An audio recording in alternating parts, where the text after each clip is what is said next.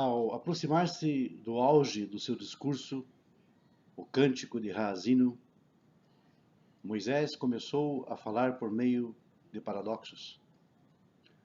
Como uma introdução a este grande poema, Moisés profere frases que contêm uma afirmação e, no mesmo fôlego, a negação de tal afirmação.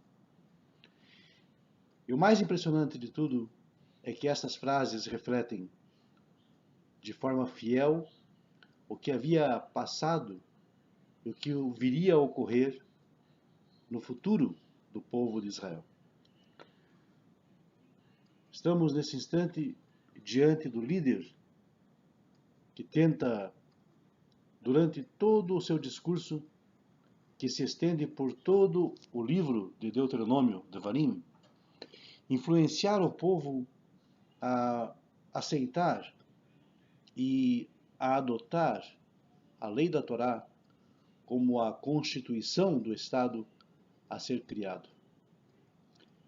Ele elogia a Torá, realçando suas várias virtudes, sua verdade divina, e até mesmo ameaça o povo com um destino cruel, caso o povo se desvie, então, das exigências da lei divina.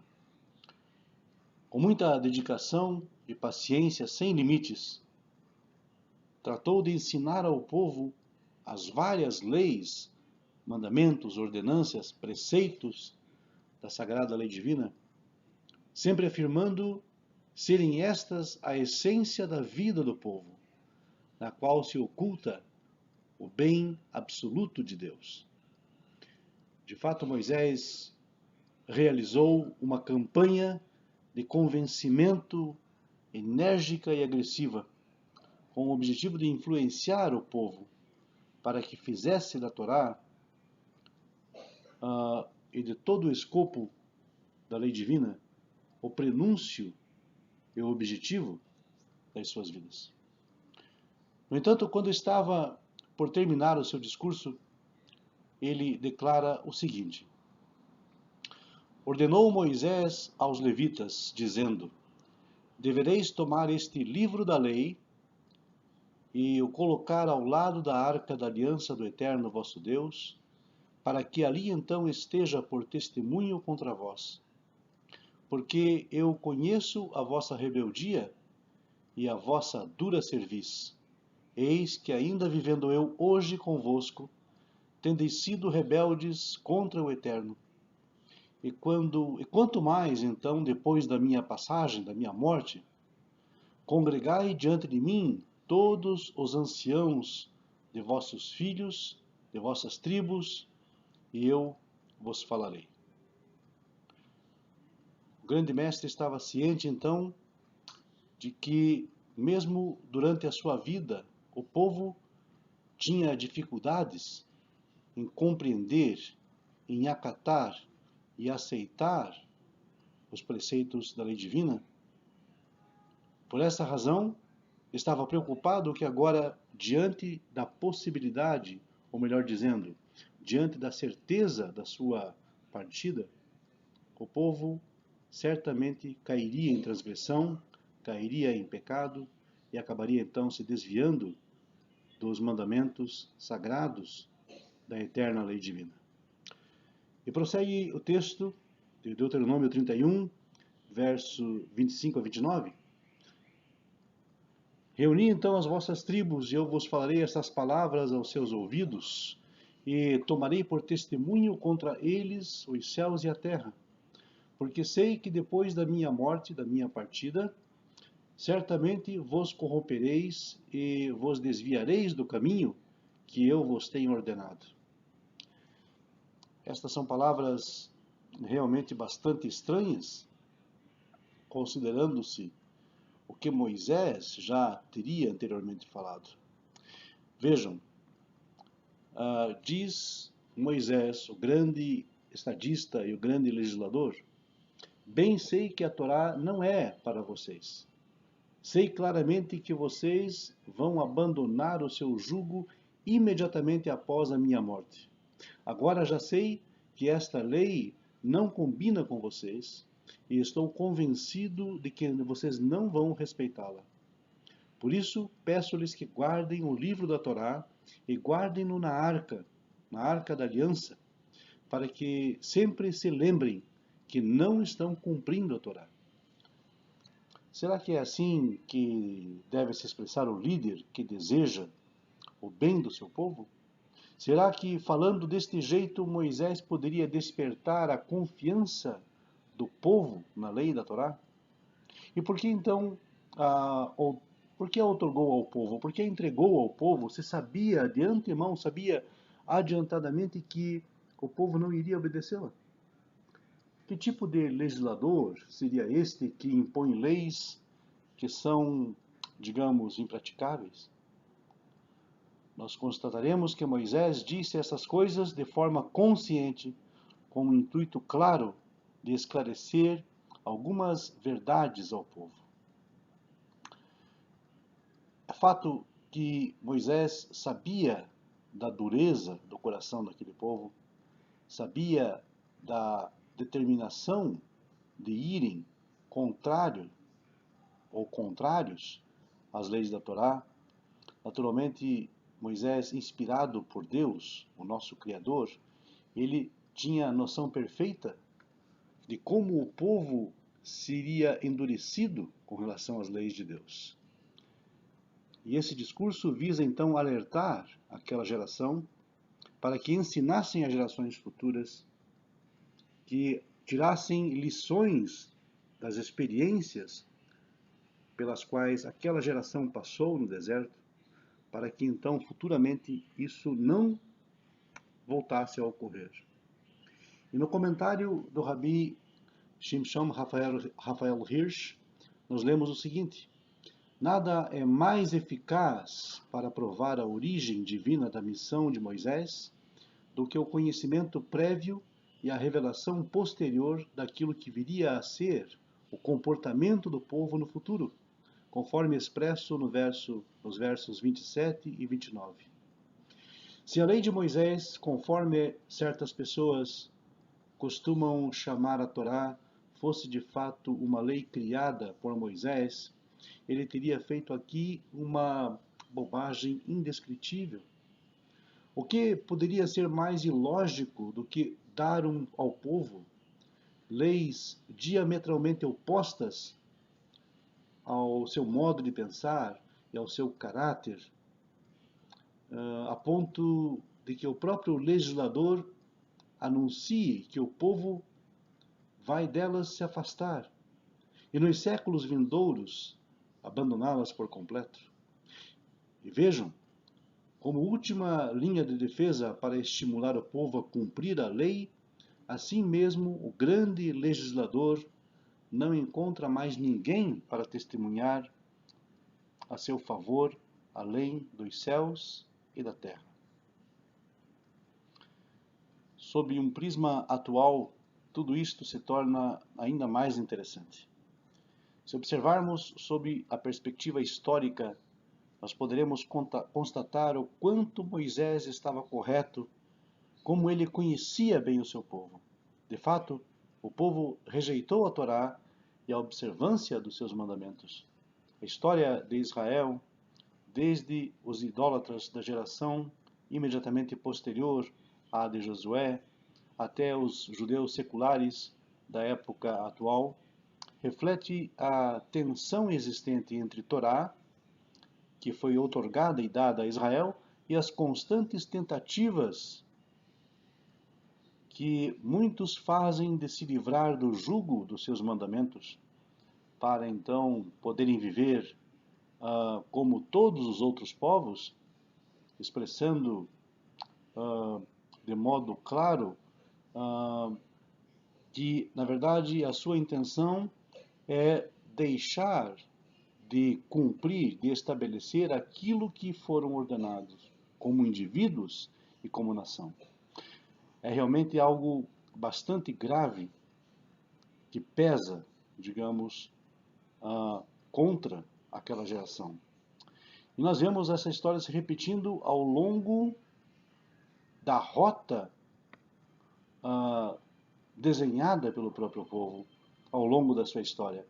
Nós vemos a invenção do secularismo judaico, nós vemos a invenção do judaísmo, digamos, progressista, do desconstrutivismo judaico, que visa, na verdade, lançar por terra os fundamentos da Torá e os fundamentos da lei divina, e então enredar o povo judeu em práticas não condizentes com aquilo que estabelece o seu pacto e as suas leis. Assim,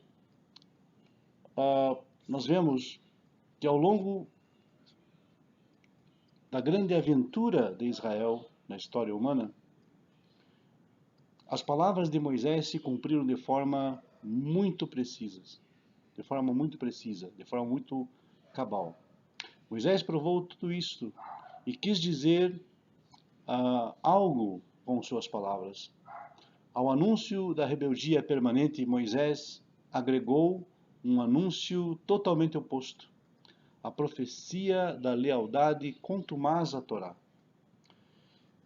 E quando ao povo tiverem alcançado muitos males e angústias, então este cântico responderá a seu favor em testemunho, pois este não será esquecido da boca da sua descendência, porquanto conheço o seu impulso. Deuteronômio 31, verso 21. Vemos em um único verso as duas tendências contraditórias. Por um lado, Moisés sabe do impulso reinante entre os filhos de Israel de afastar-se da Torá e anuncia-lhes que serão atormentados por desgraças decorrentes deste afastamento. Mas, por outro lado, Moisés positivamente avisa-os que os seus impulsos não poderão ser vitoriosos, pois sempre permanecerão de forma umbilical ligados à Torá, já que este cântico, segundo diz o texto, responderá contra eles em testemunho.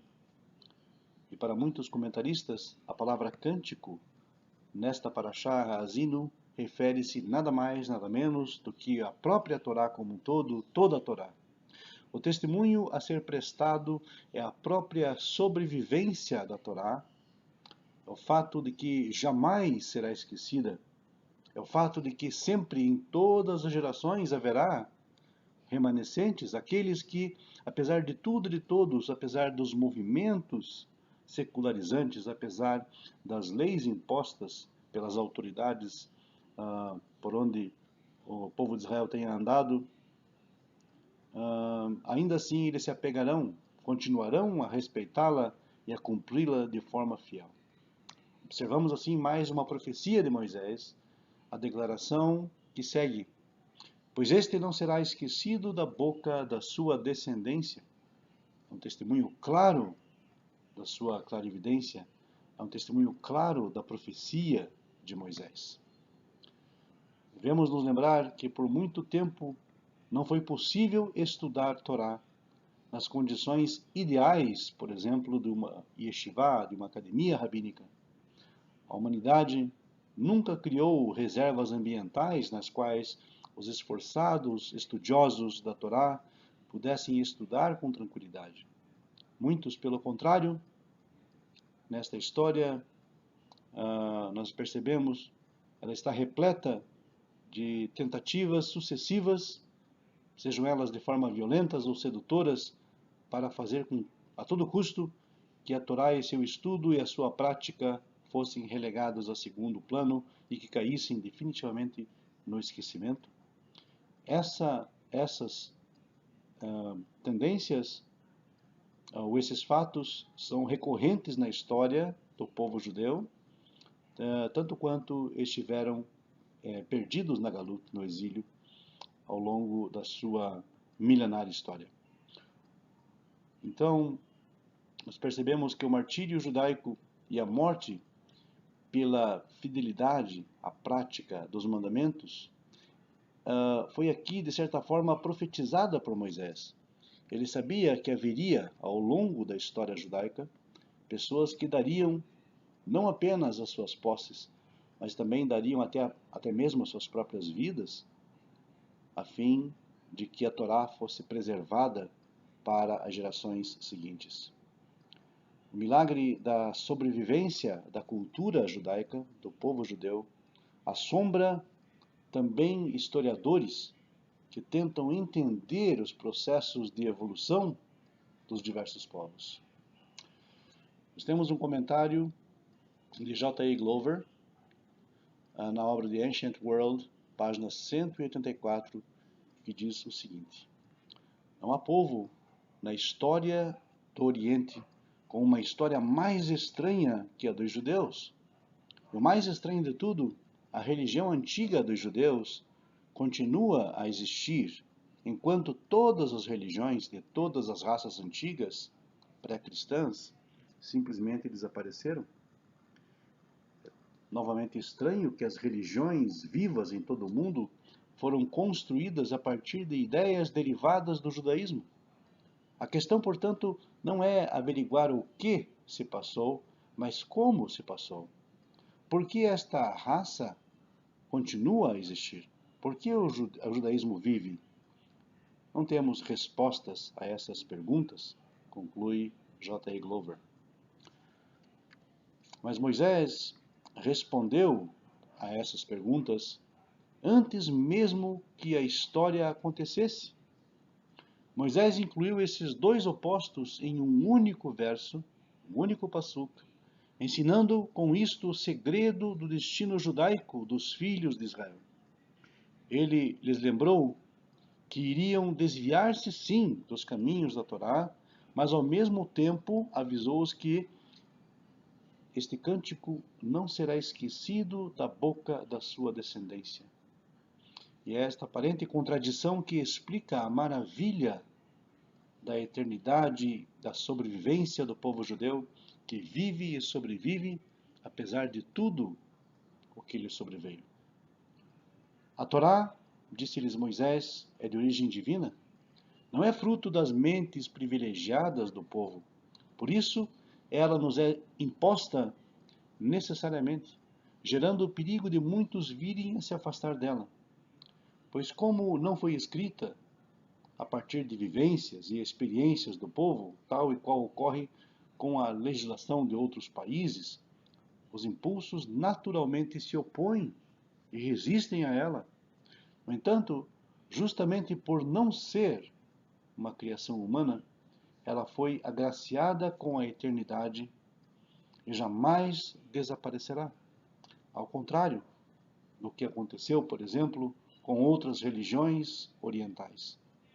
E o mais importante, a divindade da Torá é a garantia de que sempre serão encontradas pessoas dentro do povo de Israel que irão ligar-se a ela de forma profunda, conforme aconteceu ao longo da história dos judeus até os dias de hoje.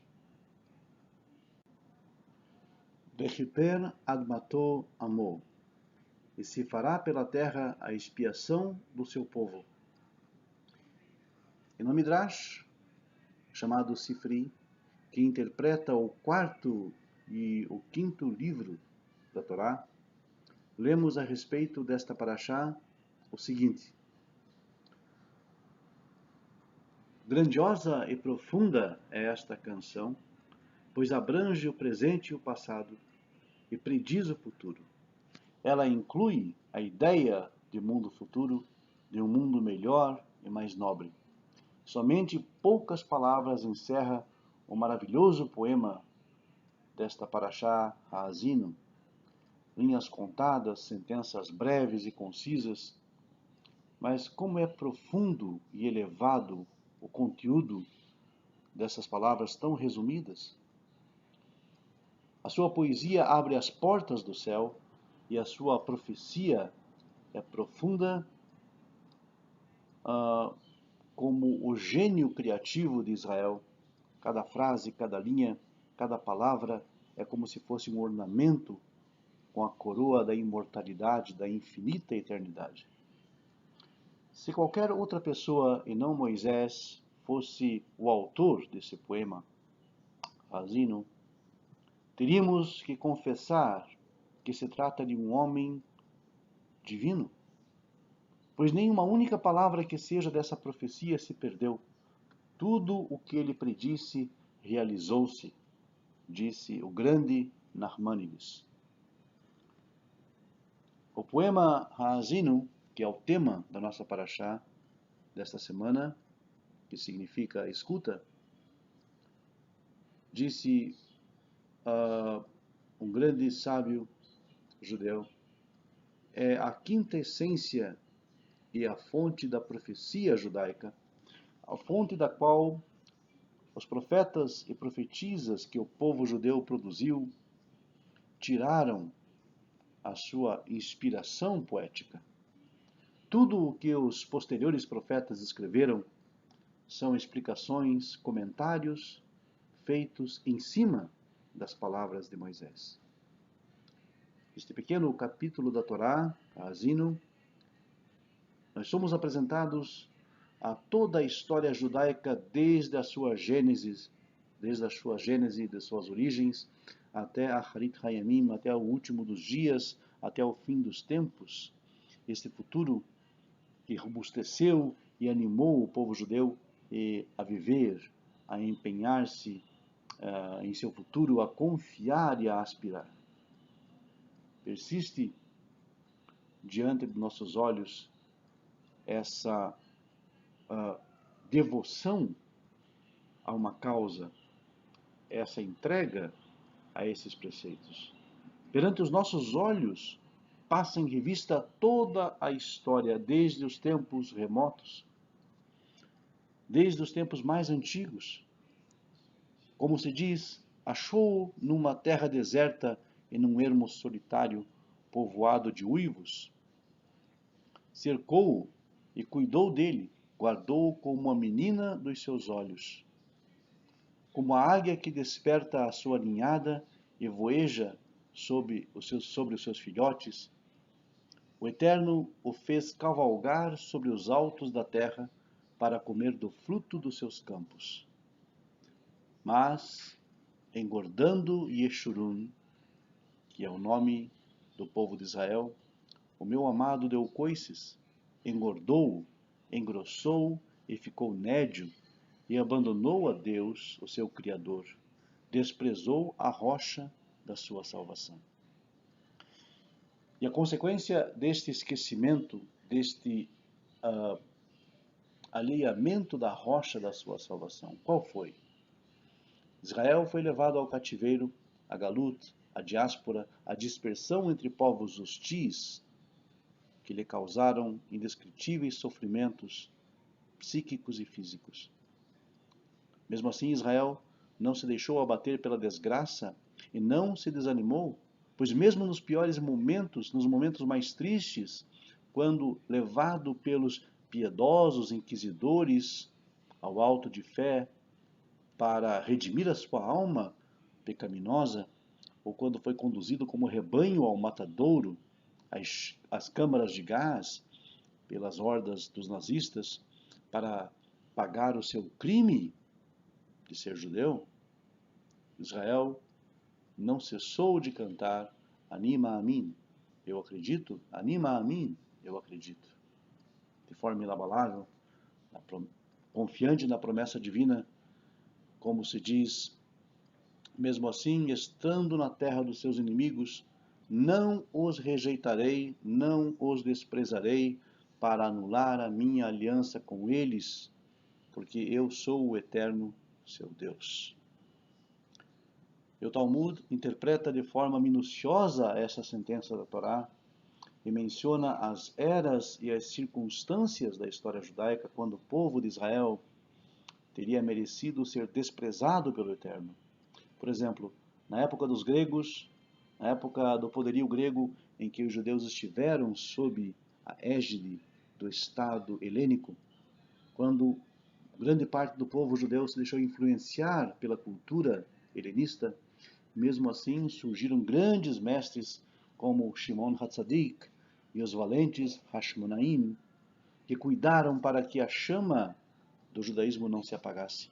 Nos tempos do imperador Nabucodonosor, que destruiu Jerusalém e o grande templo, quando grande parte do povo de Israel praticava a Avodazará, a idolatria, merecendo o seu comportamento abominável, pelo seu comportamento abominável, o castigo, a punição do Eterno, neste tempo surgiu o profeta Ezequiel, o profeta Ezequiel e as grandes personalidades religiosas, Hananiah, Mishael, Azariah, com os seus ensinamentos, o seu entusiasmo, levantaram a moral do povo de forma que estava em decadência, animando-os então a voltar à terra prometida. O mesmo aconteceu na época de Haman, Arachá, o fanático inimigo do povo judeu, nos tempos do rei persa Ahasverosh, que sendo escolhido primeiro-ministro, pretendeu, no seu ódio antissemita e injustificado, aniquilar todos os israelitas, todos os judeus do Império Persa. E em todas as épocas posteriores, nos diversos países da dispersão, quando pareceu que estavam à beira da completa assimilação e do abismo do fatal desaparecimento, sempre surgiram entre eles grandes vultos, Hachamim, sábios eminentes da Torá, que iluminaram a escuridão da Galut, reanimando no povo a fé, a emuná, para que a chama de Israel jamais se apagasse. Na introdução ao seu poema Ha'azinu, Moisés pede o testemunho dos céus e da terra, rogando-lhes para que escutem as suas palavras e o seu testamento ao povo judeu. E o Midrash Tanhumá indaga: por que suplicou Moisés o testemunho do céu e da terra? E responde: assim como o céu e a terra hão de existir eternamente, também Israel há de existir eternamente. Um povo eterno necessita de testemunhas eternas para lembrá-lo do seu glorioso passado, que há de animá-lo para um futuro ainda mais brilhante e ainda mais glorioso. E é por isso que esta canção divina, Ha'azinu, começa com o conselho: lembra-te dos dias da antiguidade, atenta para os anos das gerações e gerações e pergunta a teu pai, e ele te responderá, aos teus anciãos, e eles te dirão, como povo eterno, vocês não podem contar só com o presente. O dia de hoje pode ser triste, o presente muito cruel, mas não desanimem. Estudem o seu glorioso passado e hão de constatar tudo o que parece somente acontecer a vocês, já aconteceu várias vezes, e mesmo assim o povo sobreviveu. Quando este pequeno povo judeu é colocado no centro das contendas sociopolíticas mundiais, quando são considerados bode expiatório para todos os acontecimentos importantes da história, não se deve ficar surpreendido. Pergunte a seu pai, aos seus avós, e eles contarão que aquilo que o deixa perplexo hoje não é um fenômeno único na história universal. Saiba que sempre foi assim. Quando o Altíssimo distribuía, diz o texto de Dvarim, as heranças às nações, vivendo então o povo em paz, quando dividiu os filhos dos homens, separando em diversos grupos étnicos, quando fixou as fronteiras dos povos, isto é, em tempos de guerra, surgiu sempre o problema: o que fazer com este pequeno número de judeus? E se quiser saber por que isso acontece? Porque, diz a tradição, Yaakov tem uma porção do Eterno. O Eterno é a sua herança. Porque vós sois o sustentáculo deste mundo e do mundo de além. A tradição judaica diz: Tzadik Yesod Olam, o justo é o fundamento do mundo. Não existe outro povo que proporcionalmente tivesse contribuído tanto para o desenvolvimento científico, cultural e social da humanidade. E se perguntarmos a nós mesmos, pelo motivo do desprezo de parte do meio ambiente no judaico. Moshe Rabbeinu, Moisés, nosso mestre, nos responde, e ele nos diz, e deu coices, mal adquirimos, fortuna, é o pensamento judaico, tão logo não temos mais preocupações econômicas, começando a viver em opulência e fartura, esquecemos os ensinamentos da Torá, nos afastamos da tradição de nossos pais. Sacrificamos tudo o que nos deveria ser sagrado, o legado espiritual dos nossos antepassados. O que nós vemos então é por isso que este cântico encerra tantas verdades,